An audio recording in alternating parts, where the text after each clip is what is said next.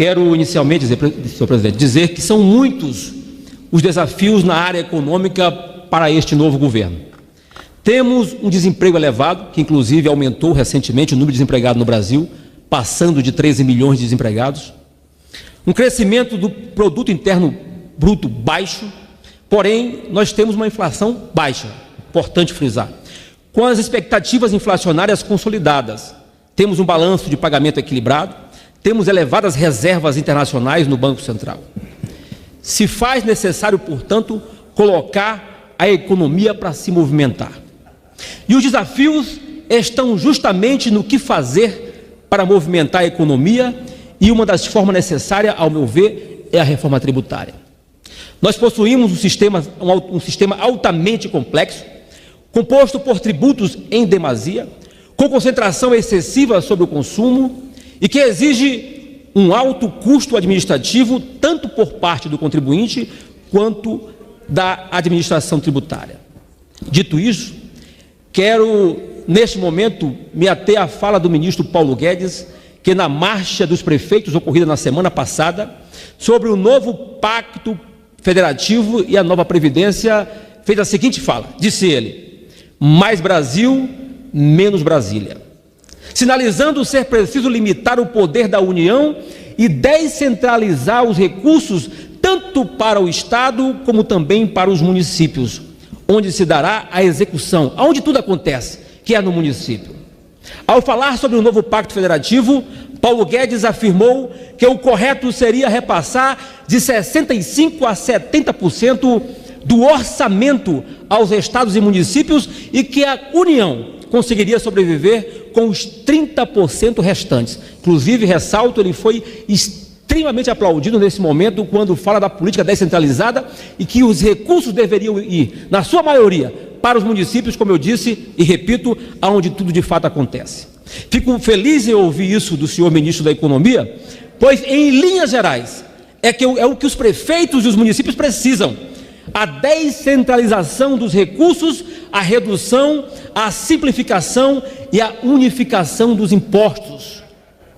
As alterações no ordenamento tributário devem construir um sistema mais justo para arrecadar os recursos necessários para a construção de um país moderno, autossuficiente e solidário. Os municípios não aguentam conviver com esse tratamento desigual e se faz urgente reduzir a disparidade da receita per capita entre estados e entre os municípios. Então, é um desafio imenso que temos pela frente. E esta casa tem papel fundamental na defesa dos municípios, pois é lá que estão as dificuldades, quer seja na saúde, na educação, na segurança pública, na geração de emprego. Não vai ser crescendo apenas 3%, que é a média mundial, que vamos sair de uma renda per capita baixíssima e muito menos promover e interiorizar o desenvolvimento. É preciso, senhor presidente, é preciso mais. O crescimento tem que se dar acima de 5%. E para isso as mudanças são necessárias e urgentes.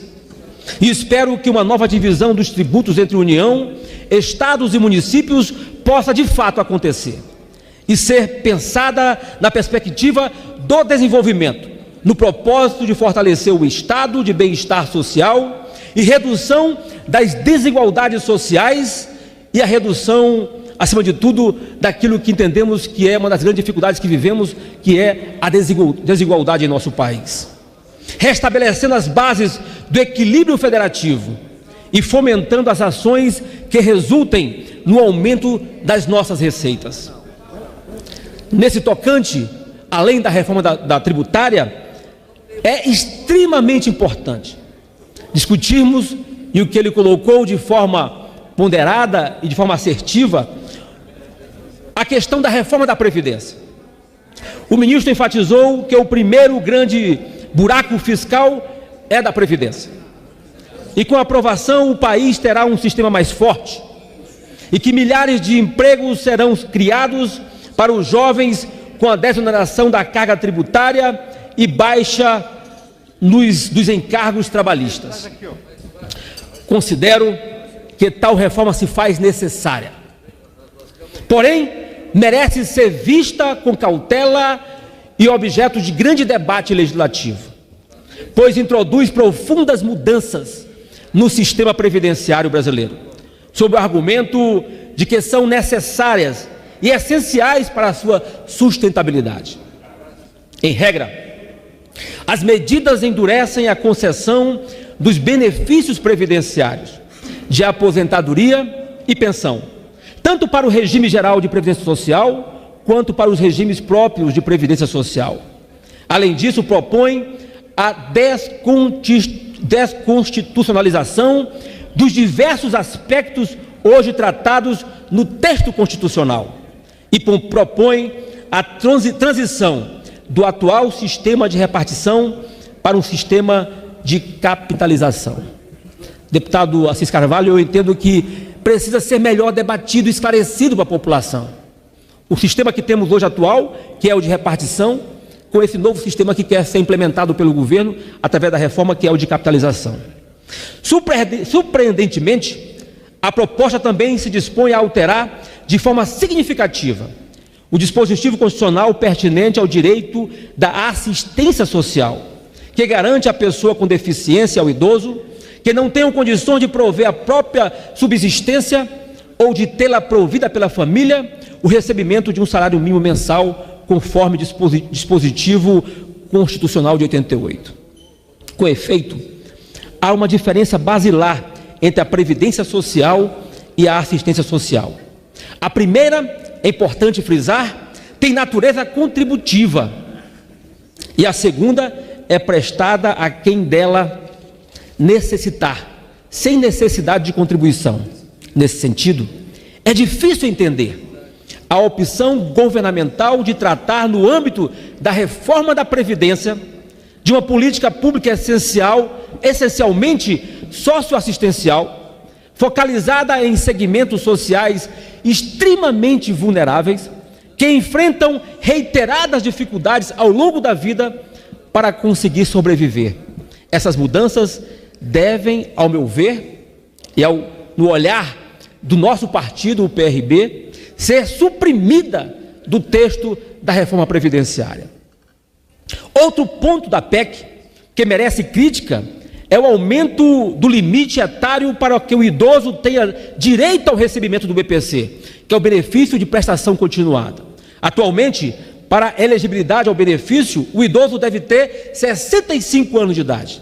Pela proposta apresentada pelo governo, a idade mínima passa a ser de 70 anos. E é bom registrar que, para a obtenção deste benefício, além de 65 anos, a família, ou seja, o idoso, na sua família, a renda per capita não pode ultrapassar 1/4 do salário mínimo. E a bem da verdade, presidente Assis Carvalho, muitas famílias no Brasil afora, para obter este direito, lamentavelmente, acabam incorrendo até em omissão de informação. Quando numa casa, se eventualmente é aposentado como trabalhador rural e ganha um salário mínimo, e o outro não tem como comprovar a condição de rural, mas é idoso, tem 65 anos, acaba omitindo que é casado ou que não tem aquela renda na família, burlando as regras previdenciárias para a obtenção do direito, o que é lamentável. Ou seja, uma família ter que burlar as regras para a obtenção de um direito que deveria ser legítimo. Completou 65 anos, deveria estar amparado pelo benefício de prestação continuada. E o governo, nesta proposta, pretende aumentar de 65 anos para 70 anos de idade.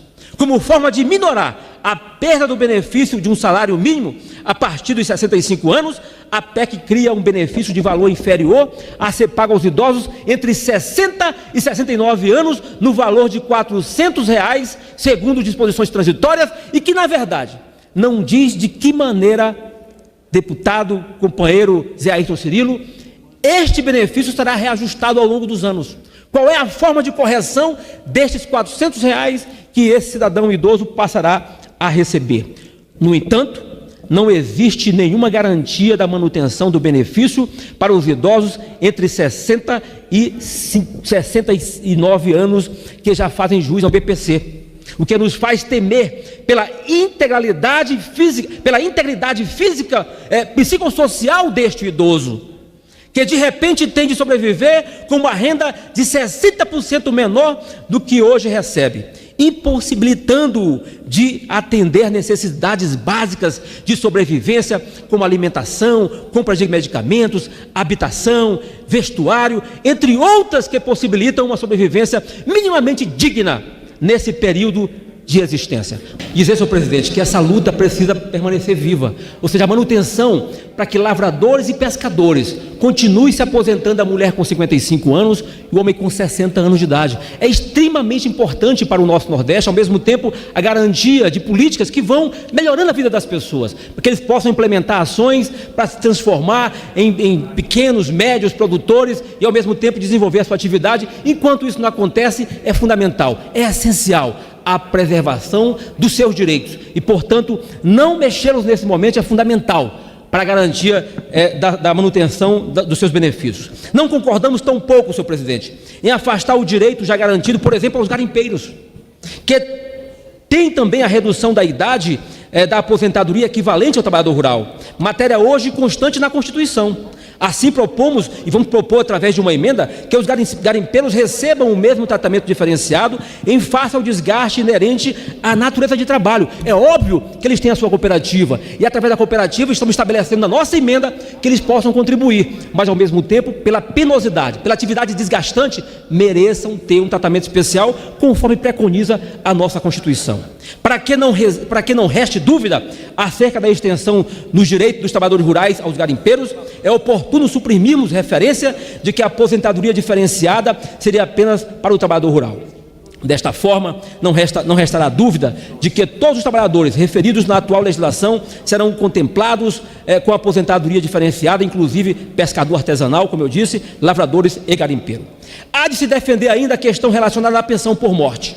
Senhor presidente, assim que cheguei aqui nesta casa, cheguei e continuo nesta luta na defesa dos aposentados. Eu entendo que a reforma, como eu disse no início da minha fala, é necessária, até para que nós possamos preservar o pagamento dos aposentados que hoje estão no sistema, ao mesmo tempo ajustando, para dar condições para que os nossos trabalhadores de hoje possam ser os aposentados de amanhã. Mas é necessário, por exemplo, a exemplo das pensões por morte. No texto como está colocado, ele tira direitos, mexe com a insegurança, mexe com a segurança dos direitos, de dificuldades, por não dizer, um sistema que acaba sendo perverso para filhos órfãos, principalmente para aqueles portadores de alguma deficiência e os viúvos ou viúvas. Ao que tudo indica, o atual governo propõe uma dupla redução do valor, podendo até ser inferior ao salário mínimo. De fato, para todos os familiares sobreviventes dos trabalhadores da ativa que recolhiam até um salário mínimo, a certeza será a percepção de um valor inferior, se não avaliarmos melhor essa questão. Para isso, senhor presidente, estou apresentando uma emenda que vai permitir com que, uma vez havendo o óbito de um dos aposentados da família, que o dependente, sendo aposentado, ele possa acumular a aposentadoria com a pensão, chegando ao máximo do... Muito obrigado, senhor presidente. Chegando ao teto, que é o teto da Previdência. Então é possível sim garantir a aposentadoria, garantir a pensão e acumular os dois, desde que não ultrapasse o teto. É uma emenda que estou apresentando também assim que instalarmos a comissão. Portanto, do exposto, conclamo os meus pares a esta reflexão, pois fica evidente a necessidade de corrigir a injustiça que vem sendo impetrada contra essa parcela de aposentados, onde o tratamento desigual e a inobservância do princípio da dignidade da pessoa humana nada condizem com o referido princípio fundamental sobre o qual está fundado o Estado democrático de direito. Portanto, senhor presidente, é uma oportunidade que a gente vai ter de fazer a ampla discussão, um amplo debate, e no final nós possamos fazer uma reforma justa para o trabalhador e trabalhadora do nosso país. Muito obrigado, senhor presidente.